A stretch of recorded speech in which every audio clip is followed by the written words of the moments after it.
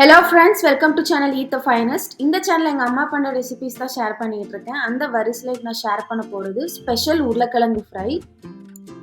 மற்ற உருளைக்கிழங்கு ஃப்ரை பண்ணுறதை விட இது கொஞ்சம் டேஸ்ட்டாக இருக்கும். எப்படி பண்ணாங்கன்னு வீடியோக்குள்ளே பார்த்துடலாம்.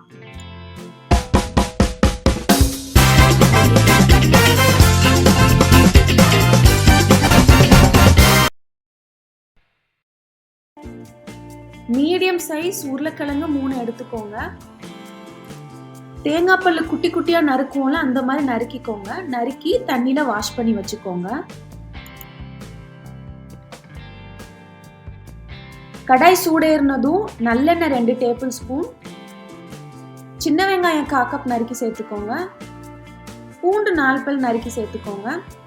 மீடியம் ஃப்ளேமில் நல்லா பொன்னிறத்துக்கு வந்ததுக்கு அப்புறமா நறுக்கி வச்சிருந்த உருளைக்கிழங்க சேர்த்து நல்லா வதக்கிக்கோங்க.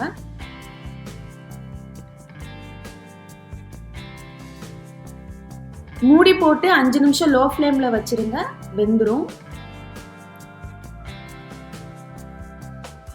இப்போ அடுத்து எல்லா மசாலா பொடி நம்ம எல்லாம் சேர்த்துக்கலாம். வத்தப்பொடி 1 டீஸ்பூன், மஞ்சள் பொடி 1/4 டீஸ்பூன், மல்லிப்பொடி 1/2 டீஸ்பூன், சீரக பொடி 1/4 டீஸ்பூன். இது எல்லாத்தையுமே வதக்கிக்கோங்க, பச்சை வாசனை போகணும். உப்பு 1/2 டீஸ்பூன் ஆட் பண்ணிக்கோங்க. நான்ஸ்டிக் கடாய் யூஸ் பண்ணதுனால ஒட்டாம வருது. அலுமினியம் பாத்திரம், ட்ரைப்ளை பாத்திரத்தில் வதக்கும் போது ஒட்டும். சுரண்டி வதக்கிக்கோங்க. ஜீனி 1/4 டீஸ்பூன், லெமன் சாறு 1 டீஸ்பூன் சேர்த்துக்கோங்க. கொஞ்சோண்டு புளிப்பு இருந்தால் நல்லா இருக்கும். அதுக்கப்புறமா கசூரி மேத்தி 1 டேபிள் ஸ்பூன் சேர்த்துக்கோங்க.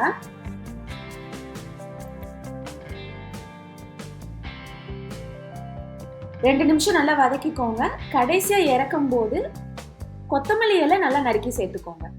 அவ்வளோதான், நம்மளுக்கு சுவையான ஆலு ஃப்ரை ரெடி ஆயிடுச்சு. இந்த ஸ்பெஷல் ஆலு ஃப்ரை சாம்பார் சாதம், தயிர் சாதம், ரச சாதம் எல்லாத்துக்குமே தொட்டுக்க சூப்பராக இருக்கும். இதே மாதிரி வேற வேற ரெசிபிஸோட நம்ம அடுத்தடுத்த வீடியோவில் மீட் பண்ணலாம். அது வரைக்கும் எங்கள் சேனலுக்கு தொடர்ந்து சப்போர்ட் பண்ணுங்க. தேங்க்யூ ஃபார் வாட்சிங்.